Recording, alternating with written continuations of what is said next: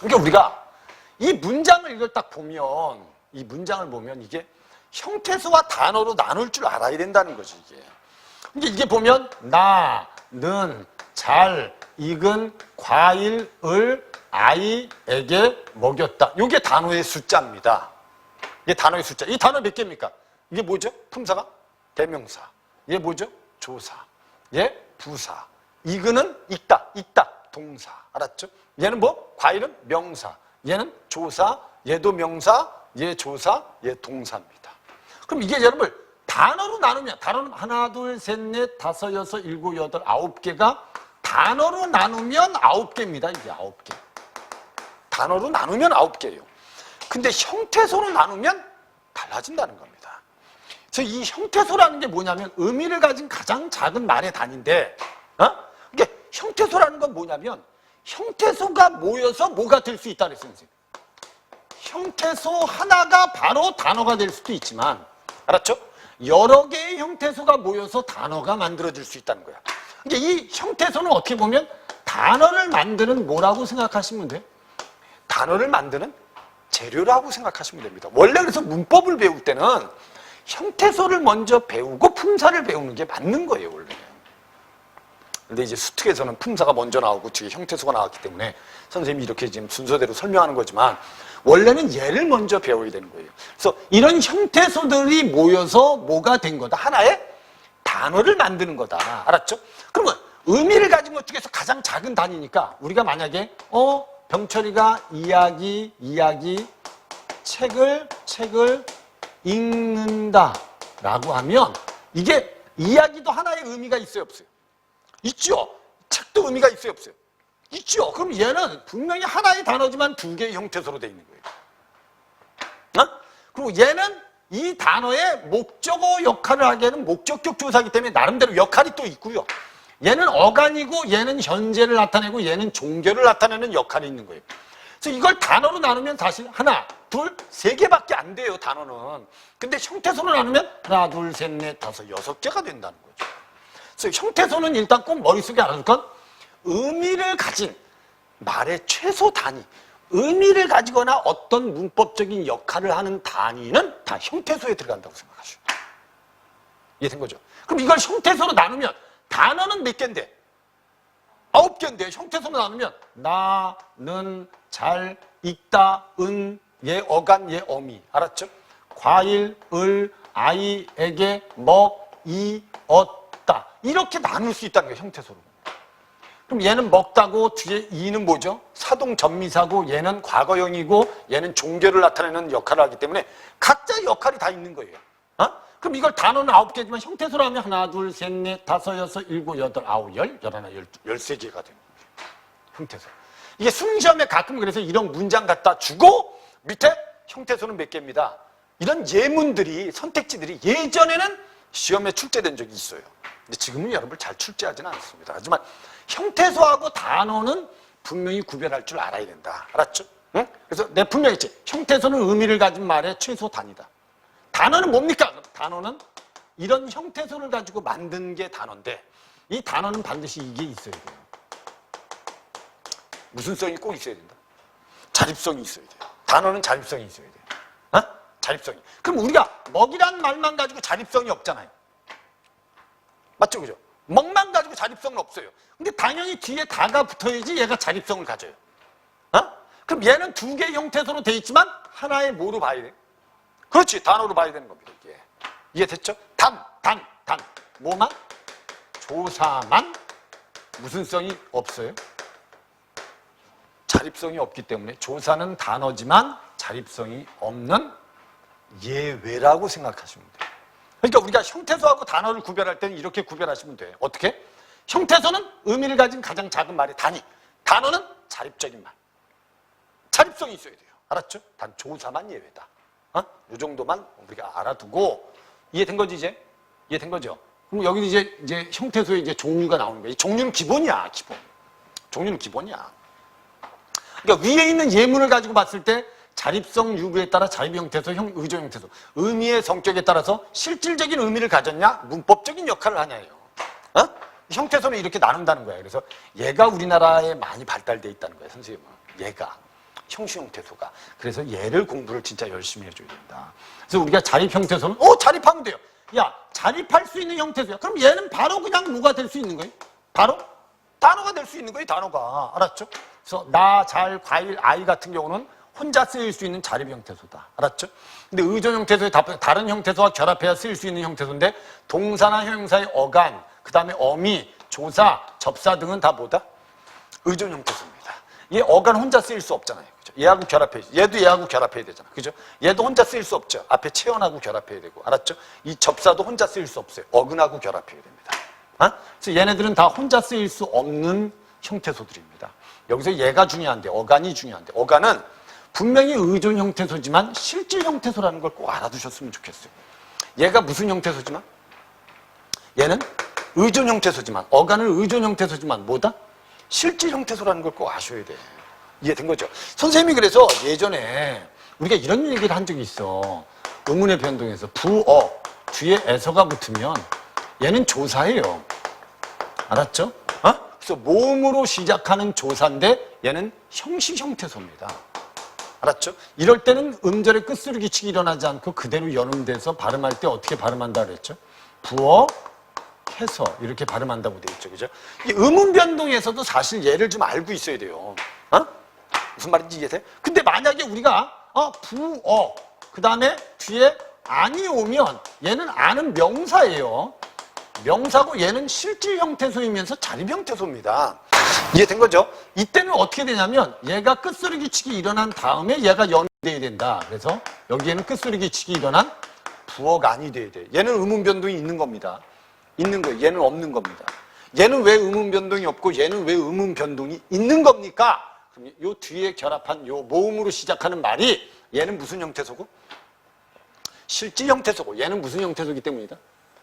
그렇지. 형식 형태소이기 때문이다. 이걸 음운 변동에서 우리 끝소리 규칙에서 했던 거예요. 그러니까 끝소리 규칙을 이해하려면 사실 이 용어도 알고는 있어야 된다는 거지. 무슨 말인지 이해돼? 응? 그러니까 우리가 실질적으로 딱 보면 다 보자. 이 단어를 어떻게 발음할 거냐. 원칙적으로 보면 여러분들 이렇게 하셔야 되는 거야, 이게. 왜냐면 이 맛은 명사죠. 얘는 명사인데 얘는 실질 형태소고 차림 형태소입니다. 얘는 근데 어간이에요, 어간.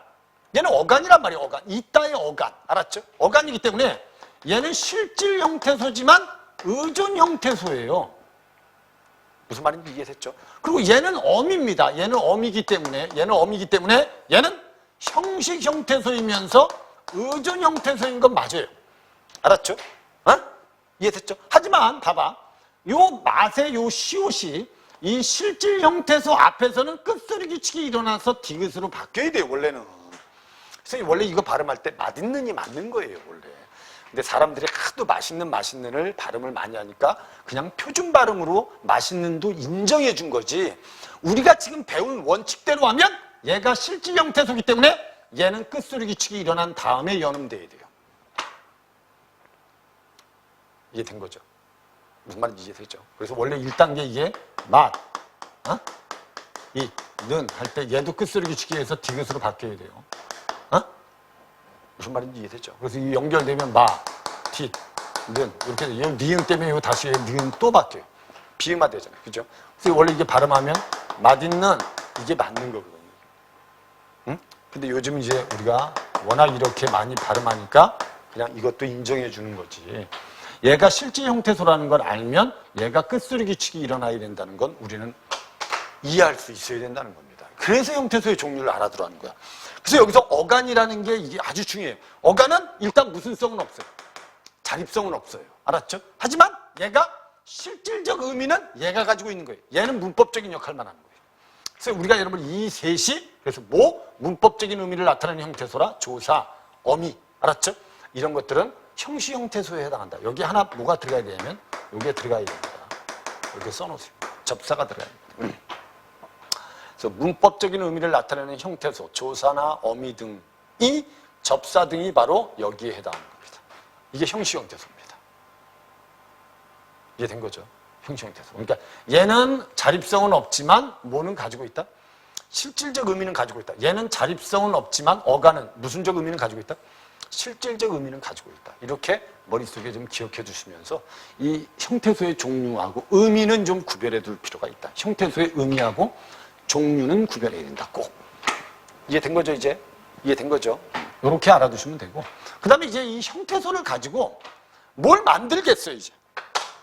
단어를 만들죠, 단어를. 그래서 한 형태소 또는 형태소의 결합형 중 자립하여 쓰일 수 있는 단위가 단어인데, 알았죠? 다만 예외적으로 조사는 자립성이 없습니다. 그래서 예문을 보면 저 넓은 밭을 갈고 있는 사람은 이 마을에 오래 살았다를 단어로 나누면 이렇게 나눌 수 있다는 거예요. 단어로 나누면 저 넓은 밭을 갈고 있는 사람은 이 마을에 오래 살았다. 이렇게 나눌 수 있다는 거야. 단어로 나누면. 근데 형태소로 나누면 또 달라져. 형태소로 나누면 저 넓은 밭을 갈고 있는 사람은 이 마을에 오래 살았다. 이렇게 나눠야 돼요, 형태소를.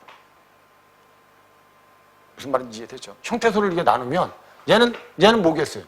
원래 관용사거든요, 품사가. 저 넓은 밭 할 때 저는 이 밭을 수식하기 때문에 관용사인데, 그럼 얘는 자립성이 있고 실질적인 형태소고, 얘는 자립성은 없는데 실질 형태소고, 얘는 자립성도 없고 문법적인 역할을 하는 어미니까 의존 형태소이면서 형시 형태소고, 알았죠? 밭은 명사이기 때문에 자립 형태소이면서 실질 형태소이고, 얘는 조사이기 때문에 의존 형태소이면서 형시 형태소고. 이거 구별할 줄 알아요. 갈다에 갈다. 어간입니다. 그럼 얘는 의존 형태소이면서 실질 형태소고, 얘는 의존 형태소이면서 형시 형태소고, 어미니까. 알았죠? 이걸 다 구별할 줄 알아야 돼요. 그럼 여기 있는 거 단어로 하면 하나, 둘, 셋, 넷, 다섯, 여섯, 일곱, 여덟, 아홉, 열, 열하나, 열두, 13개죠. 근데 형태소로 나누면 숫자가 더 많아진다. 이해된 거죠? 그래서 이런 형태소를 모아서 만들어진 게 바로 뭐다? 단어고, 단어는 반드시 무슨 성이 있어야 된다? 자립성이 있어야 되는데 조사만 그렇지 않다. 알았죠?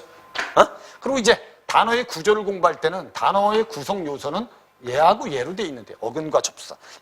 이 접사에 대해서 공부를 잘 하셔야 돼. 그래서 이 어근과 접사는 단어의 구성 요소에서만 나오는 거예요. 어근은 단어의 실질적 의미를 가지고, 단어의 실질적인 의미를 나타내는 부분은 뭐라 그래? 어근이라고 하고, 접사는 뭐냐면 어근에 붙어서 특정한 뜻을 더하거나 품사를 바꾸는 역할을 하는 게 접사거든요. 오케이? 그러니까 여기서 보면 헛기침이라고 하면, 헛은 얘가 뭔지 아세요? 얘가 접사예요. 기침은 어근이에요.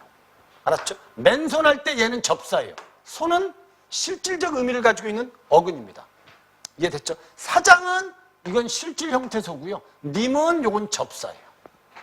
먹이할 때도 먹이 어근이라면 얘가 접사예요. 이해된 거죠?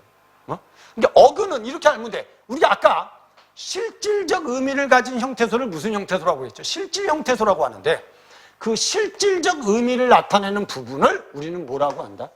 어근이라고 하는데, 봐봐. 이걸 왜 선생님이 꼭 너희들한테 알려주려고 하냐면, 우리가 만약에 잡다라는 말 뒤에 피동 접사가 붙으면 시가 되고요. 그 다음에 다가 결합하잖아요. 그죠? 잡히다라고 돼 있는데, 얘를 원래는 실질적인 의미를 가진 어근이고요. 얘는 피동 나타내는, 당하다를 나타내는 접사입니다. 그리고 이 둘을 합쳐서 뭐라고 한다? 접사는 어간에 포함된다 그랬죠. 여기까지가 어간이고, 얘가 이제 뭐에 해당하는 거예요? 이 다가 어미에 해당하는 겁니다. 알았죠? 그러니까 접사는 이런 거예요. 어근의 뒤에 붙거나 어근의 앞에 붙어서, 알았죠? 어근의 뜻을 더해주거나 품사를 바꾸는 게 이 접사인데, 이 접사를 가지고 단어를 만들 수도 있고, 자, 봐봐. 이렇게 얘가 결합해서 단어가 될 수도 있고, 얘 둘이 결합해서 단어가 될 수도 있는 거고, 또는 얘네들이 여러 개 결합해서 단어가 만들어질 수도 있는 거예요. 이해된 거죠? 그러니까 이게 원래 단어를 구성하는 요소에는 원래는 어근이라는 게 있고 접사라는 게 있다. 그래서 얘네 둘이 결합해서 만들어질 때도 있고, 얘 둘이 만들어질 때도 있고, 얘 혼자 가지고 단어가 만들어질 수도 있어요. 근데 얘 혼자 가지고 단어가 만들어지진 않아요. 알았죠?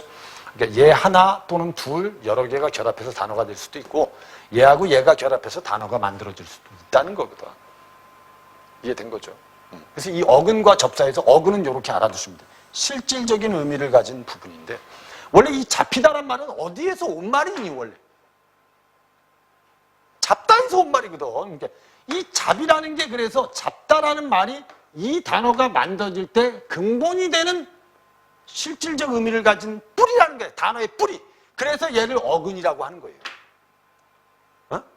이 단어 자체가 잡다에서 온 말이고 뒤에 접사가 결합해서 피동의 의미를 나타내는 것 뿐이거든.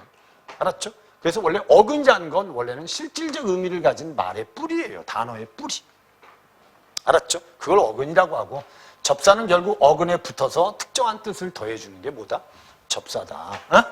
이렇게 기억해 두시면 됩니다. 이해됐죠? 그래서 단어를 만들 때 어떻게 만드냐? 그래서 이렇게 만들 수 있다는 거예요. 단어를 만들 때. 봐봐. 단어를 만들 때 단일어로 만들 수도 있고 단어를 만들 때 하나의 어근으로만 단어가 만들어질 수도 있어요. 얘네들은 다 어근이 하나예요. 그냥. 하나의 어근.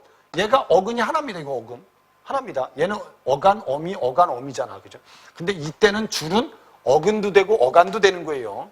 얘도 어근도 되고 어간이 되는 거예요. 알았죠? 이렇게 실질적인 의미를 가진 어근이 하나만 있으면 얘는 무슨 어다? 그렇지. 단일어라고 하는 거야. 어근이 하나면. 알았죠? 근데 합성어는 뭐냐 그러면 단어의 두 직접 구성 요소 쪼개었을 때 둘 다 어근인 단어라는 건 이건 간단하게 얘기하면 뭐가 결합한 거죠, 그냥. 이렇게 된 거예요. 어근 플러스 뭐가 된 거예요? 이렇게 되면 이게 합성어가 된다는 거야. 어근 플러스 어근. 알았죠? 근데 요 파생어는 뭡니까? 그러면 단어를 두 직접 구성 요소로 쪼개었을 때 둘 중 하나가 접사인 경우라는 거예요. 알았죠? 그럼 얘는 이렇게 된 거야. 접사 뒤에 어근이 결합하든가 어근 뒤에 접사가 결합하든가 이렇게 해서 만들어진 게 바로 뭐다? 파생어다. 근데 여기서 이제 우리가 알아둘 건 직접 구성 요소라는 말을 꼭 기억해 두셔야 돼요. 이건 좀 이따 선생님이 설명해 줄 테니까. 직접 구성 요소. 이게 뭔지는 알고 있어야 돼. 응? 그럼 사례를 한번 봐. 사례를 보면 집. 이거 뭐죠? 명사죠. 어근입니다. 밥. 이것도 뭐죠? 어근입니다. 알았죠? 그럼 집밥으로 분석되면 둘 다 실질적인 의미를 가지고 있죠. 합성어입니다. 근데 건널목은 어떻게 된 거냐면 건널목 할 때 기본형이 뭘까? 건너다죠. 그 뒤에 리을이 붙었고 뒤에 목이 붙은 거예요. 이렇게 붙은 겁니다. 얘는 어근이고요. 얘도 어근이에요. 얘는 관형사형 어미입니다. 알았죠? 그래서 이렇게 두 개의 어근으로 결합되어 있기 때문에 얘도 뭐다? 합성어다. 이렇게 보는 겁니다. 이해됐죠? 두 개의 어근으로 되어 있기 때문에 얘도 뭐다? 합성어다. 근데 이제 우리가 파생어 같아요. 헛돌다 할 때 헛. 이 접사는 좀 경험을 좀 하셔야 돼요. 선생님, 그럼 우리나라에 있는 접사들을 다 외워야 됩니까? 아니, 그러지 말고. 이 접사를 다 외우라는 게 아니고 헛돌다 할 때 돌다가 원래 실질적 의미를 가지고 있는 거고 얘는 이 돌의 의미를 더해주는 거예요. 얘가 접사, 얘 어근. 알았죠? 무슨 말인지 이해되죠? 그렇게 알고 있으면 돼요. 그 다음에 빼기라고 할 때 빼다. 얘가 빼다의 어근이고 어근이고 요 기가 접사. 이렇게 돼 있는 거라. 응? 이렇게 결합하면 얘 무슨 어? 파생어. 얘도 무슨 어? 파생어. 이렇게 된 거예요. 접사가 결합하면. 이해된 거죠? 이해됐죠? 무슨 말인지 이해됐죠? 그래서 이렇게 머릿속에 좀 알아두는데 이 정도 기본만 알고 있으면 돼요. 여기서 더 들어가면 복잡한 단어들도 있긴 있어. 복잡한 단어들 중에 대표적인 게 이제 우리가 이런 단어들이 있어. 코, 그 다음에 웃음이라고 하면 얘도 분명히 실질 형태소고 어근이에요. 얘도 어근입니다. 얘는 접사예요. 근데 선생님, 얘가 접사가 붙었으면 얘 파생어가 돼야 되는 거 아닙니까? 근데 이거를 아까 선생님이 얘기했지만 직접 구성, 두 개의 직접 구성 요소로 쪼개보세요. 두 개로 쪼개면 얘는 이렇게 쪼개져야 돼요. 이렇게. 코웃음으로 쪼개야 됩니다. 이걸 코웃, 이렇게 하진 않습니다. 이해되죠? 그럼 얘도 자립성이 있어요, 없어요? 얘도 자립성이 있어요, 없어요? 그러면 이때 접사가 붙었더라도 얘도 자립성이 있으면 얘는 그냥 합성어로 보자는 거예요. 이해됐죠? 이게 원래 단어를 둘로 이렇게 딱 쪼개서 둘 다 자립성이 있으면 우리는 합성어로 봅시다. 이해된 거죠? 무슨 말인지 이해되죠? 이렇게 이제 알아두시면 돼요. 응? 오케이? 그러니까 선생님 보기에는 이런 직접 구성 요소에 대해서 이해를 좀 하고 있어야지 좀 더 복잡한 구조의 단어들이 합성어인지 파생어인지를 알 수 있어요. 일단 직접 구성 요소라는 건 단어를 이렇게 둘로만 쪼개는 거예요. 둘로만. 알았죠? 이 둘로 쪼갰을 때 얘는 자립성이 없죠. 얘도 자립성이 없죠. 그죠? 이러면 이건 파생어고 둘 다 자립성을 이렇게 가지면 뭐가 될 수 있다? 합성어가 될 수 있다는 거고요. 이해된 거죠? 그래서 선생님 보기에는 이 합성어, 파생어에서는 이 합성어가 어떻게 만들어지고 파생어가 어떻게 만들어지는지만 머릿속에 알고 있으면 돼요. 이해되죠? 오케이? 근데 여기 보면 이제 이런 말이 나오는데 이건 선생님이 나중에 이제 이게 조사는 왜 단어로 처리했을까라고 하면 이렇게 보시면 돼요.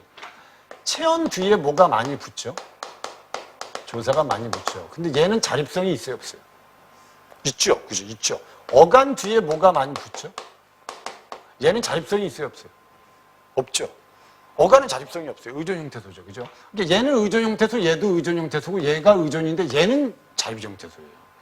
그래서 조사 앞에 붙어 있는 체언은 이 조사하고 잘 분리가 되지만 어미 앞에 있는 어간은 얘하고 잘 분리가 안 돼요. 그래서 얘는 품사에다 포함시키지 않고 얘만 품사에다 포함시킨 거예요. 응? 그걸 여기서 설명한 게 바로 이 내용입니다.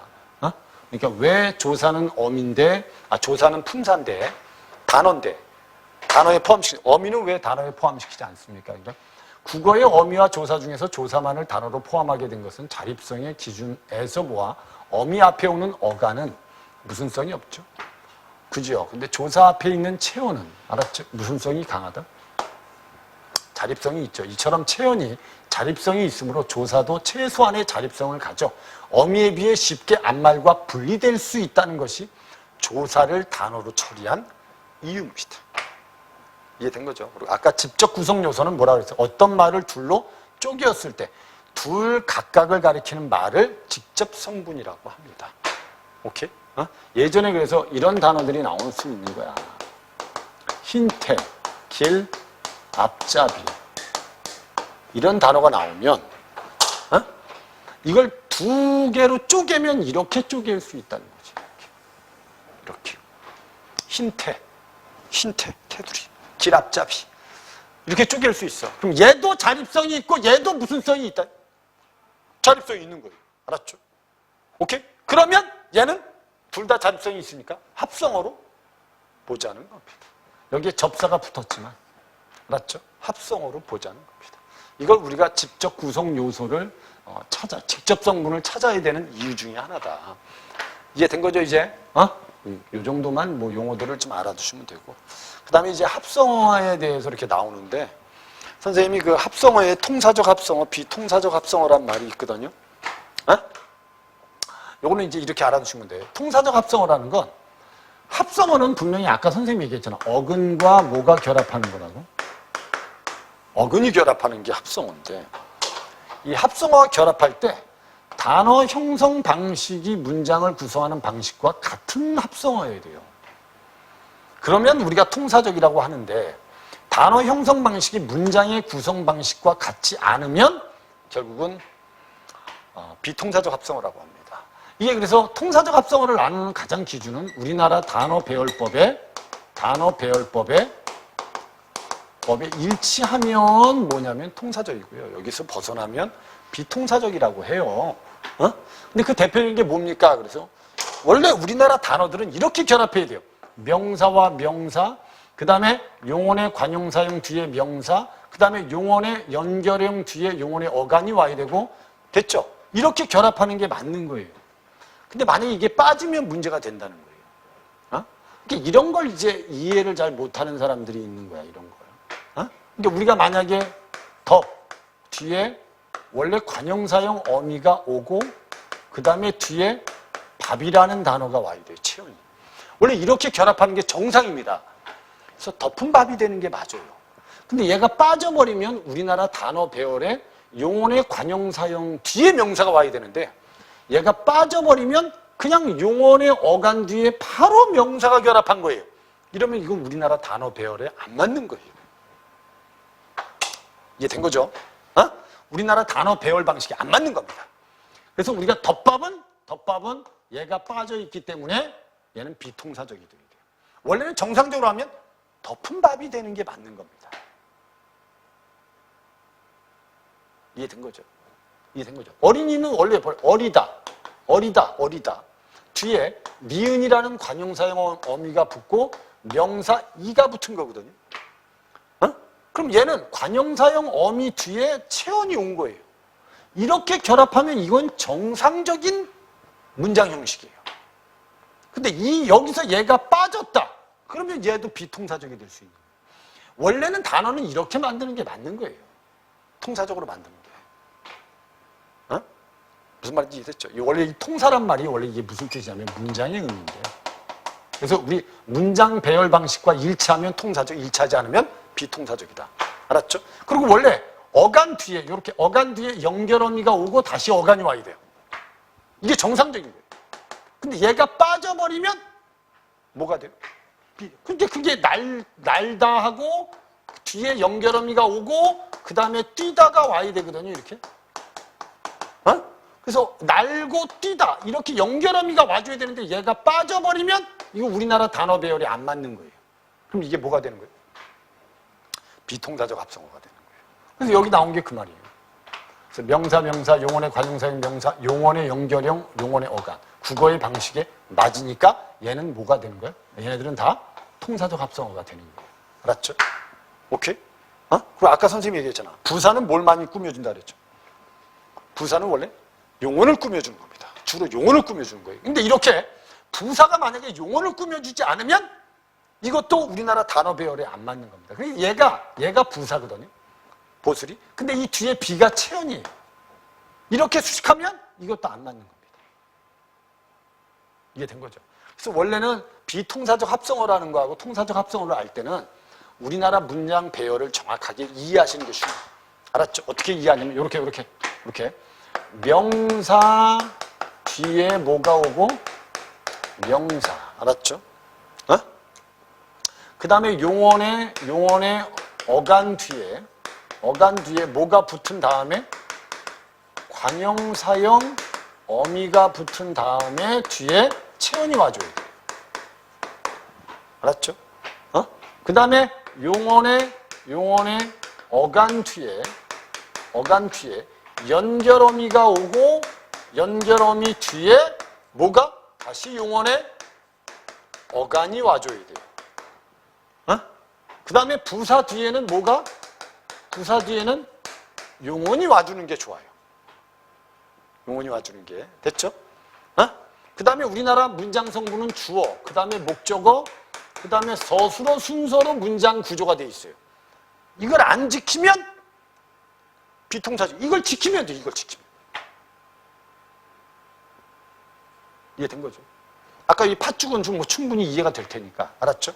이게 이건 어린이라든지, 아까 여기 보면 걸어가다라든지, 이게 맞는 거예요. 알았죠? 무슨 말인지 이해되죠? 그러니까 우리가 여기에 해당하는 대표적인 게 뭐냐면 얘가 독서라든지 등산 같은 경우. 이게 한자가 결합할 때 이런 현상이 나타나는데 이게 원래 독이 읽다예요. 이게 책이에요. 이게 오르다고 이게 산이에요. 그럼 얘가 서술어, 얘가 목적어, 얘가 서술어, 얘가 목적어로 돼 있어요. 이 순서하고 안 맞다는 거예요, 이게. 원래는 이 순서대로 하면 안 돼요. 원래는 서독이라고 하고 산등이라고 해야 돼요. 우리나라 문장 구조로 보면. 왜? 목적어, 서술어, 목적어, 서술어 이렇게 나와야 되거든. 근데 이게 반대로 돼 있잖아요. 알았죠? 그럼 얘도 비통사적 합성어라고 하는 겁니다. 그래서 여기 보면 잘 봐. 접칼이란 말은 이거 다 얘가 어떻게 된 거냐면 접다 뒤에 관용사형 어미가 오고 뒤에 칼이 와야 돼. 이게 정상적인 거예요. 근데 여기에 이게 빠진 거예요, 지금. 그럼 우리나라 단어 배열이 안 맞는 거예요, 문장 방식하고. 알았죠? 검불따도 이거 어떻게 된 거냐면 검따 뒤에, 검따 어간이거든요. 얘 뒤에 반드시 연결어미가 와야 돼요. 연결어미가 오고, 그 다음에 뒤에 북다라는 어간이 또 와야 돼요. 그러니까 어간과 어간이 바로 결합할 수는 없어요.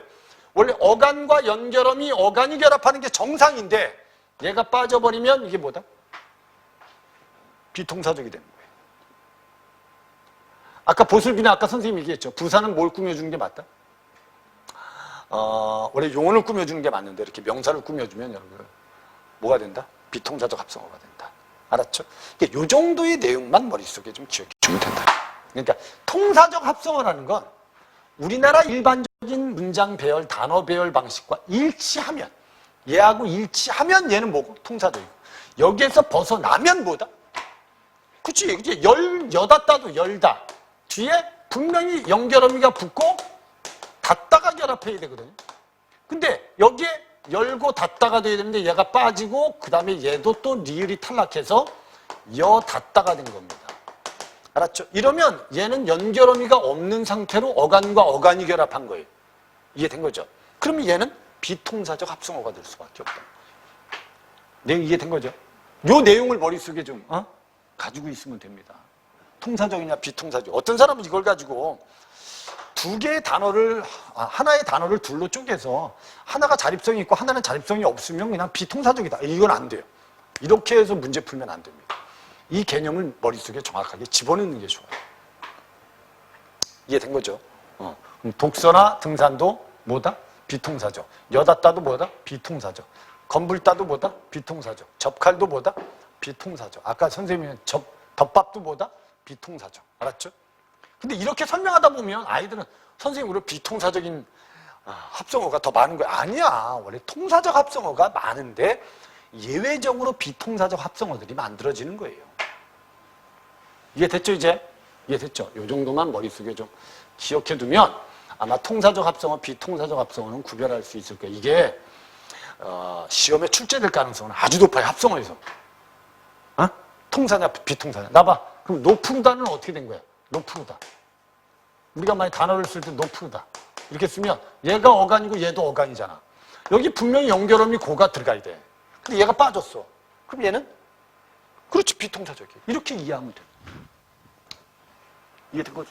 그러니까 선생님이 보기엔 우리가 학생들 중에서 이게 어간이라든지 엄이라든지 이런 걸 정확하게 구별하지 못하거나 하면 사실은 이거 쉽게 찾기가 좀 쉽지 않을 수도 있어요. 알았죠? 선생님 또 한 가지 예를 들면 이런 거예요. 척척. 이란 말이 얘가 부사예요. 근데 뒤에 박사라는 단어가 나오면 얘는 명사예요. 척척 박사. 그럼 부사 뒤에 뭐가 온 거예요? 명사가 온 거예요. 있을 수 없는 거예요. 우리나라 단어 배열이 안 맞는 거예요. 부사 뒤에는 용언이 와야 돼요. 알았죠? 이렇게 결합하면 이건 뭐다? 비통사적 합성어다. 그럼 통사적인지 비통사적인지를 알려면 우리가 뭘 잘해야 돼요? 품사 구별은 기본적으로 해야죠. 품사 기본은. 품사는. 그 다음에 어간과 어미도 구별할 줄 알아야 되고. 알았죠? 무슨 말인지 이해됐죠? 그건 구별할 줄 알아야지 뭐 이게 통사인지 비통사인지 알 수 있지 않겠냐. 됐죠 이제? 됐죠? 그럼 그 밑에 보면 파생어 형성에는 접두 파생어라는 게 있고 무슨 파생어가 있대? 전미 파생어가 있대요. 이거는 그냥 간단한 거야. 접두 파생어라는 건 나봐. 접두 파생어라는 건 어근 앞에 붙어 있으면 접두사고 그래서 헛 이거 접두사입니다. 접두사입니다. 알았죠? 전미 파생은 뒤에 붙은 겁니다. 뒤에. 빗질 할 때 칠. 알았죠? 그 다음 믿음 할 때 미음이나 얘네들이 다 뭐다? 접사다. 이렇게 알아. 근데 이 원래 선생님 접사는 어떻게 구별합니까? 일단은 접사는 어근과 결합할 때 제한적으로 결합합니다. 모든 어근하고 결합하지 않아요. 접사. 일부 어근하고만 결합하는 거야. 선생님 하나 물어볼게. 새 옷 할 때 이거 맨손 할 때 이거 봐봐. 여기에는 엄청나게 많은 단어들이 들어갈 수 있어요. 새 집, 새 옷, 새 차, 여러 단어, 엄청나게 많은 어근들이 들어갈 수 있어요. 근데 여기에는 결합할 수 있는 어근이 몇 개 없어요. 맨손, 맨주먹, 맨발, 맨땅, 몇 개 안 돼요. 그러니까 얘는 접사가 될 수 있는 거고 얘는 접사가 안 돼요. 얘는 많은 어근하고 결합할 수 있기 때문에 접사가 아니고 얘는 일부의 어근하고만 결합하기 때문에 접사가 된 겁니다. 접사는 그래서 모든 어근하고 결합하는 게 아닙니다. 알았죠? 일부의 어근하고만 결합하는 겁니다. 근데 어근 앞에 붙으면 뭐고? 접두사고. 어근 뒤에 붙으면 뭐다? 그렇지. 그렇게 알면 돼. 이해된 거죠? 무슨 말인지 이해되죠? 근데 이 접사에 대해서는 선생님이 한 가지 써놓는 거, 요거만 좀 정리를 좀 해두라는 거죠. 접사에. 접사에는 이렇게 어근 앞에 붙으면 무슨 사? 접두사. 어근 뒤에 붙으면 무슨 사? 이런 것도 있고, 접사에는. 접사에는 근데 이거 말고 이런 것도 있어요. 알았죠? 알아는 두셔야 되고, 써놓으세요. 한정적 접사라는 게 있고. 이거는 좀 알고 있어야 될 거예요. 지배적 접사라는 게 있습니다. 참, 우리나라 문법은 들어가면 들어갈수록 복잡해요. 근데 내가 아까 그랬잖아. 수능 문법을 위해서 너무 깊이 들어갈 필요는 없지만, 기본적인 용어들은 좀 알아둬야 돼. 그래서 접사에는 어떤 종류가 있는지 정도는 알고 있는 게 맞다. 이 접사에 그래서 한정적 접사라는 건 얘는 뭐만 더해, 뜻만 더하는 접사입니다. 한정적 접사는 뜻만 더하는 겁니다. 뭐만 더한다고? 뜻만 더하는 겁니다. 한정적 접사는 뜻만 더하는 거고, 지배적 접사는 이건 뭐냐면 품사를 바꾸거나 또는 문장 구조에 영향을 주면 우리가 무슨적 접사라고 해요? 지배적 접사라고 합니다. 이해된 거죠? 그러니까 우리가 알아두세요. 사동이라든지 피동 접사는 다 여기에 해당합니다. 지배적 접사에. 왜냐면 사동하고 피동 접사가 붙으면 문장 구조가 바뀌기 때문에, 그리고 품사도 바뀌는 경우가 있거든요. 이해됐지? 그래서 아까 선생님이 얘기한 이 앞에 보면 믿음이란 말이 있잖아요. 그죠? 이게 원래 믿다라는 동사 뒤에 음이라는 접사가 붙어서 동사가 명사가 된 거예요. 그럼 얘는 분명히 동사를 뭐로 바꿔준 거죠? 명사로 바꿔준 거예요. 그럼 얘는 여기에 들어가야 돼요. 응? 이해되죠? 그 다음에 여기 도둑이라는 명사 뒤에 질이 붙어도 그대로 명사예요. 품사가 안 바뀌잖아요. 그죠? 그럼 얘는 여기에 들어가야 돼요. 이해된 거죠? 그러니까 이렇게 품사를 바꿔주면 이건 지배적 접사라고 하고, 얘 뜻만 더해주면 무슨적 접사라고 한다? 그래, 한정적 접사라고 한다. 이 정도. 이 접사의 종류는 이 정도만 좀 알고 있으면 되지 않을까. 이게 조금 어려우면 이제 여러분들이 좀, 이게 과연 이게 한정적인지 지배적인지 이걸 어떻게 합니까? 그러면 여러분들이 좀 이게 품사가 바뀌었는지 안 바뀌었는지를 볼 줄 알아야 되거든. 이해된 거죠? 여기까지만 선생님 보기에는 좀 기본적인 내용이니까 이 정도만 좀 알아두면 되지 않을까. 접사는 공부를 좀 많이 하셔야 돼요. 그러니까 만약에 우리가 슬기라는 단어가 명사인데 뒤에 노비라는 접사가 붙은 거고 다가 됐다고 치자. 그럼 얘는 명사예요. 근데 얘가 붙어서 품사가 형용사가 돼버려요. 슬기롭다가. 얘는 접사거든요. 어근 뒤에 붙어있는 미사입니다. 근데 얘가 붙어서 얘 슬기 뒤에 롭이 붙어서 이 전체가 효용사로 바뀌어요. 알았죠? 그러면 얘는 아까 얘기한 지배적 접사가 돼야 되는 거고, 공부하다 할 때도 여러분 공부가 명사고 뒤에 하다가 붙으면 얘가 접사거든요. 얘 접사라는 거 모르는 사람 많아요. 하는 접사입니다. 그럼 이 명사 뒤에 얘가 붙어서 이 전체가 동사가 된 겁니다. 공부하다는. 그럼 얘가 품사를 바꿔주는 지배적 접사가 될 수 있는 겁니다. 이해됐어요? 그러니까 이거는 나중에 이게 접사인지 아닌지를 결합하는 건 경험은 좀 해야 돼요. 이건 그냥 접사를 무턱대고 암기한다고 해서 이게 실력이 느는 건 아닙니다. 이해됐어요? 그럼 선생님하고 중요한 거 다 했잖아. 조사도 했죠. 접사의 종류도 했죠. 오케이? 선생님하고 이제 하나 이제 더 해야 될 게 어미의 종류에 대해서 좀 알아야 돼요. 그걸 왜 알아야 되냐면 이제 어미하고 접사가 형태가 비슷한 것들이 좀 많아요. 그래서 어떨 때는 여기 어미고 어떨 때는 이게 접사일 경우가 있어요. 응? 근데 아까 선생님이 얘기했잖아. 한 가지만 머릿속에 좀 가지고 있으면 되잖아. 어근과 결합하는 게 뭐라 그랬죠? 접사고, 그죠? 어간과 결합하는 건 뭐라 그랬죠? 그죠? 이 결합하는 게 다른 거예요, 이게 다른 거. 그래서 얘 종류에 대해서도 좀 알고는 있어야 된다는 거예요. 이게 원래 동사, 형용사 할 때 이게 원래를 이걸 설명을 해주는 게 일반적인데 알았죠? 이 어미의 종류도 기본적으로는 알아두는데 이 정도만 좀 알아두라는 거지. 이 정도만. 그 밑에다가 이렇게 써놓으세요. 어미는 이걸 바꿀 수 없어. 어미는 절대 뭘 바꾸지 않는다. 품사를 바꿀 수는 없어요. 어미는 그리고 아까 선생님이 얘기했잖아. 어디 뒤에 결합하는 거라고?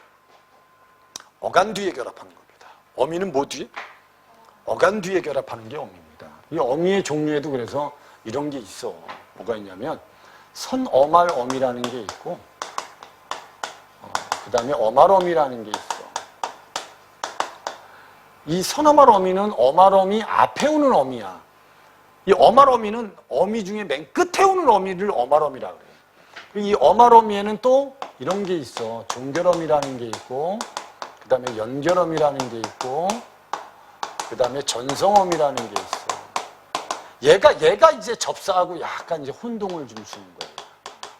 전성어미가. 어떨 때는 어미인데 어떨 때는 접사가 될 때가 있다는 거지. 어? 그래서 우리가 만약에 이렇게 쓰면 참고라. 꿈을 꿈 이렇게 쓰면 얘는 서술어의 기능을 하잖아요. 그죠? 얘는 이미 명사가 된 거예요. 얘는 접사예요. 얘는 꾸다 뒤에 미음이 붙어서 명사가 된 거예요. 얘는 품사가 명사예요. 얘는 품사를 바꿔준 거예요. 얘가 결합하면 접사예요. 근데 꿈을 꿈 할 때 이 미음은 얘는 어미예요. 이걸 뭐라고 하냐면 정확히 명사형 전성어미라고 해요. 잠깐 동안 명사의 역할을 해주는 것뿐이에요. 그렇다고 얘가 붙었다고 해서 이게 품사가 바뀌는 건 아니에요. 얘는 품사가 명사인데 얘는 그냥 동사라고 봐요. 얘는 명사인데. 얘는 명사인데 얘는 품사가 뭐라고? 얘는 동사. 얘는 명사, 얘는 동사. 알았죠? 그럼 우리가 여러분 똑같은 예로 웃음이라고 하면 얘는 접사인데 얘는 뭐다? 어미라고 보셔야 됩니다. 얘는 접사인데 얘는 뭐라고 봐야 된다? 어미. 그럼 얘는 명사인데 얘는 뭐다? 동사라고 보셔야 돼요. 알았죠? 그래서 이 전성 어미가 이 접사하고 형태가 유사해요. 그래서 과연 어떨 때 이게 접사고 어떨 때 이게 어미인지를 좀 알아둬야 되는데 이거는 이제 서술어의 기능을 하고 있을 때는 얘가 어미고요. 알았죠? 이렇게 체언의 역할을 분명히 해버리면 얘는 이제 명사가 되고 얘가 접사가 되는 거고 얘가 그냥 꿈을 꿈이라고 하면 얘가 서술어의 역할을 하거든요. 얘가 목적어 얘가 서술어의 역할을 하기 때문에 이럴 때는 이건 품사가 바뀌지 않은 그냥 동사고 이 뒤에 붙은 미음은 뭐야? 어미다. 알았죠? 이렇게 이해하시면 됩니다. 이게 어미의 종류입니다. 어미의 종류. 자, 그래서 선생님이 단어 하나를 좀 알려줄 테니까 다 썼죠? 단어 하나를 알려줄 테니까 이 단어를 가지고 좀 구별을 했으면 좋겠어요. 그러니까 우리가 만약에 어떤 단어에 이런 단어가 있다고 했어요. 이런 단어가 깨, 뜨, 리, 시, 겟, 사, 오, 더, 군, 요. 이걸 가지고 분석을 할 줄 알아요. 이 단어가 어디서 온 단어죠? 깨다에서 온 단어입니다. 그럼 얘는 뭐가 되냐면 어근이 돼야 돼요. 이 뜨리는 여러분 어근에 붙어서 뜻을 더해주는 접사입니다. 그래서 여기서부터 여기까지가 뭐라고 보셔야 되냐면 어간이라고 보셔야 돼요. 맞죠? 깨다 뒤에 붙어있는 뭐? 뜨리. 접사기 때문에 이 전체가 어간이라고 보셔야 돼요. 이해된 거죠?